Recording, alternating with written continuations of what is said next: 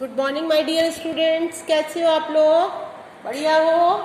आज का हमारा जो लेसन है नाखून क्यों बढ़ते हैं, ये हिंदी का लेसन है 18वां लेसन हिंदी का, नाखून क्यों बढ़ते हैं। इसके लेखक हैं हजारी प्रसाद द्विवेदी। अब एक छोटी सी बच्ची अपने पिता से पूछती है, पिताजी आप मुझे ये बताइए कि हमारे ये नाखून है वो आखिर बढ़ते क्यों हैं। तो उसका जो पिता होता है वो बड़ा आश्चर्यचकित होता है और वो ये सोचता है कि मैं इस बच्चे को क्या मैं इसको समझाऊं, क्योंकि हम जनरली देखते हैं कि हमारे दूसरे तीसरे दिन हमारे सबके नाखून बढ़ जाते हैं, फिर हम उसको काटते हैं, फिर हम जो है इस तरह से ये सदियों से ये प्रोसेस हमारा जो है चलता है। अब क्या है कि नाखूनों का बढ़ना जो है मनुष्य की आदिम पशुवत जीवन की निशानी है। उन्हें काटना मानवीय, सभ्य और संस्कृत होना समझा जाता है। ठीक है, संयम और जो है दूसरों के सुख दुख के प्रति संवेदनशील होना मनुष्य को पशु से अच्छा बनाता है, श्रेष्ठ बनाता है। मतलब कोई भी इंसान अगर वो दिल से अच्छा है तो वो सबकी हेल्प करेगा, समझ में आया, और वो दूसरों के दुख में दुखी होगा और खुशी में खुश होगा। यही सब कुछ इसमें इस लेसन में समझाया है इन्होंने। वो कहते हैं कि जब लेखक से ये प्रश्न बच्ची ने पूछा तो उनको एकदम दिमाग में कुछ नहीं आया। फिर उनके सामने क्या आया कि लाखों वर्ष पूर्व जो है जैसे हम लोग जो थे ऐसे मानव नहीं थे, हम आदि मानव थे। तो आदि मानव क्या करता था कि वो उनके पास ना घर होता था ना खाने का कुछ होता था, तो वो अपने जंगलों में रहते थे और फूल पत्ते पेड़ और फल आदि खा करके अपना जीवन व्यतीत करते थे। अच्छा, रक्षा के लिए भी उनके पास कोई भी हथियार नहीं होता था, कुछ भी नहीं होता था, तो वो अपने नाखून जो है वो बढ़ा कर रखते थे। अगर किसी तरह की कोई किसी चीज़ में परेशानी में वो पड़ते थे या किसी चीज़ का उन्हें भय होता था तो वो अपनी जो रक्षा है वो नाखूनों से किया करते थे। ठीक है, फिर जो मतलब नाखून थे उनके जीवन रक्षा के उपाय थे।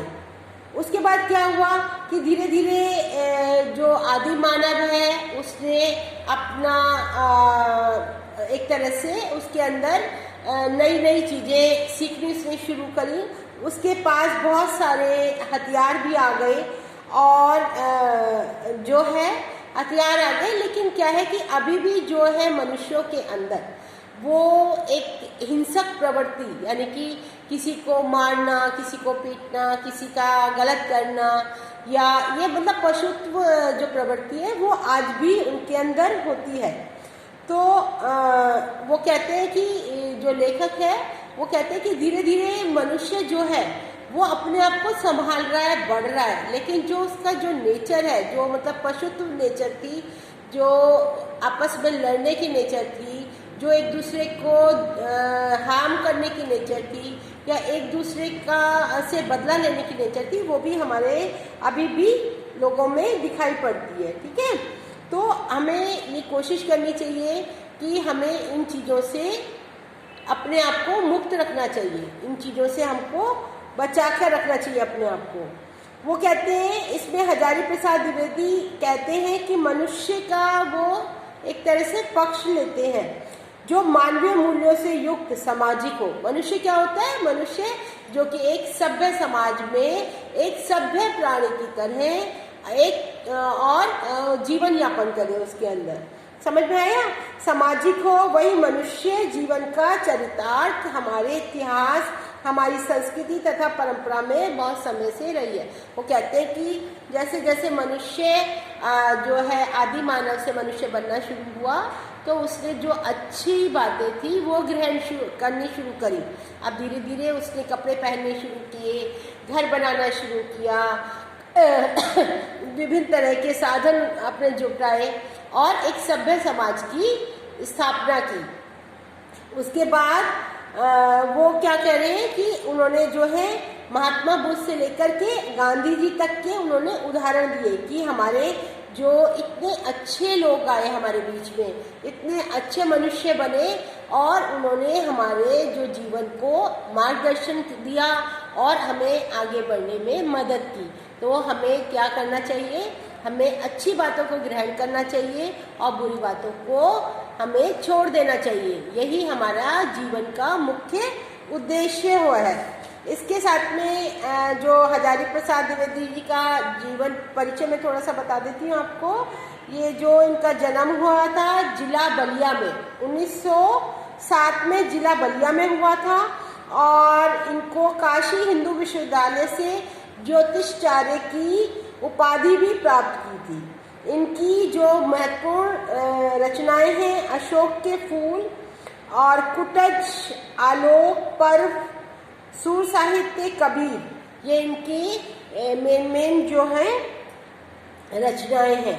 अब इसके बाद मैं आपके पास एक कठिन शब्द वगैरह सब कुछ भेज दूंगी और आप इसको अच्छी तरीके से लर्न करना। अब हम इस पे आते हैं क्वेश्चन आंसर के ऊपर, ठीक है। वो कौन सा गुण मनुष्य को पशु से श्रेष्ठ बनाता है? संयम और दूसरों के सुख दुख के प्रति संवेदनशील होना। मतलब कि एक तो हमें कभी भी किसी चीज़ के लिए गुस्सा नहीं करना, संयम रखना है और जो भी हमारा फ्रेंड है या हमारे कोई भी रिश्तेदार हैं या हमारे भाई बहन हैं तो उन्हें हमें हम सुख दुख में हमेशा उनके सहभागी बने रहेंगे। यही हमें जो है पशु से अलग, पशु से श्रेष्ठ बनाता है। अच्छा, महात्मा गांधी ने किस बात पर बल दिया था? महात्मा गांधी ने बाहरी सुखों और सफलताओं को छोड़कर आंतरिक सुख, प्रेम, शांति पर बल दिया था, ठीक है। उन्होंने ये नहीं कहा था कि हमें बाहर के सुख साधनों को जुटाना है, बल्कि उन्होंने कहा था कि हमें प्यार, शांति और सुख से अपना जीवन व्यतीत करना है। फिर उसके बाद है आदिम युग में मनुष्य के नाखून जो है वो किस काम में आते थे? आदिम युग में नाखून मनुष्य के लिए एक उपयोगी हथियार था। नाखून उसकी जीवन रक्षा के काम में आते थे। फिर वर्तमान समय में नाखूनों का स्थान किसने ले लिया? अब क्या है, वर्तमान युग में तो बहुत सारे हथियार बन गए हैं और विनाशकारी हथियार बन गए मानव, जो कि हमारी मानवता के शत्रु हैं। वे शांति के लिए क्या आवश्यक है? सारे संसार में शांति के लिए क्या आवश्यक है? अशस्त्रों को बढ़ावे को रोका जाए, क्योंकि अगर अस्त्र होंगे तो लड़ाई भी होगी। मानवता की विजय के लिए हमें हथियारों के निर्माण पर रोक लगानी चाहिए। फिर उसके बाद नाखून क्यों बढ़ते हैं? पाठ के माध्यम से लेखक क्या संदेश देते हैं? वो देते हैं कि हम अपने पशुता को त्याग कर, मतलब जो हमारे गलत विचार हैं या हमारा गलत व्यवहार है उसको हमें त्याग करके एक वास्तविक और सार्थक मनुष्य बनना चाहिए, एक अच्छा प्राणी बनना चाहिए, ठीक है। हमें जीवन में कभी सफलता की ही नहीं बल्कि अपने चरित्र को भी महत्व देना चाहिए। चरित्र को ही हमें सबसे ज़्यादा महत्व देना चाहिए। अपने अंदर प्रेम, मैत्री और त्याग जैसे मानवीय गुणों का विकास करना चाहिए। ये लेसन मैंने आपको कंप्लीट कराया है। उसके बाद ये है कुछ विकल्प है, सही विकल्प चुनकर। कुछ लाख वर्ष पूर्व नाखून मनुष्य के लिए थे, क्या थे? उपयोगी हथियार। नए पुराने में से बेहतर को चुनने के लिए क्या करना पड़ता है? जांच पड़ताल। मनुष्य पशु से इस बात में भिन्न है, किसमें?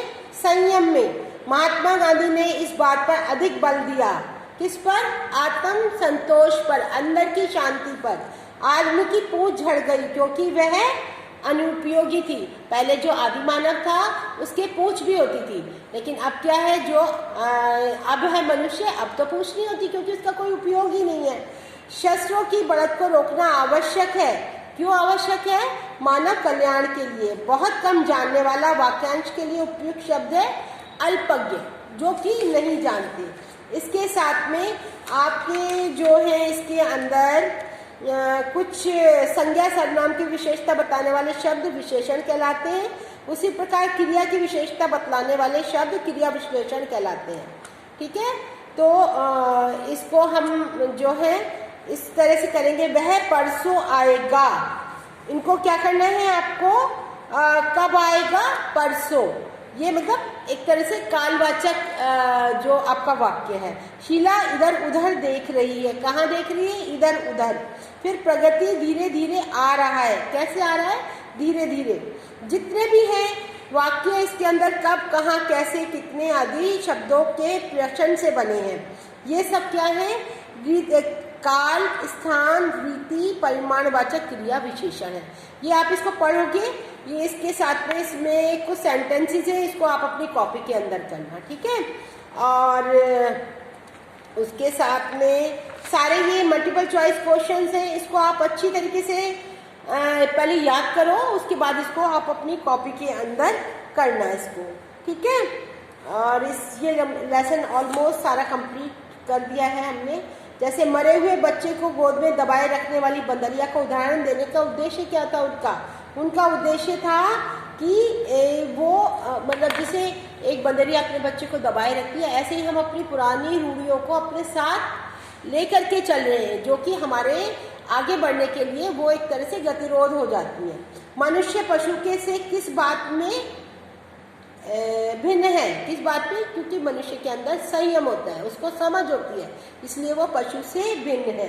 महात्मा गांधी ने किस बात पर अधिक बल दिया, आत्मसंतोष पर। ये मैंने आपको सारा कंप्लीट करा दिया है। अब आप इसको अच्छे से पहले वीडियो को समझो। लेसन मैं आपके पास भेज रही हूँ, मतलब इसकी क्लिप भेजूंगी आपके पास, शब्दार्थ और उसको आप अच्छे से याद करना, अपनी कॉपी में लिखना और क्वेश्चन आंसर्स को लिखना। अगर कोई भी प्रॉब्लम होती है तो आप मुझे फ़ोन कर सकते हैं या मैसेज कर सकते हैं। Okay, bye bye, see you, have a good day.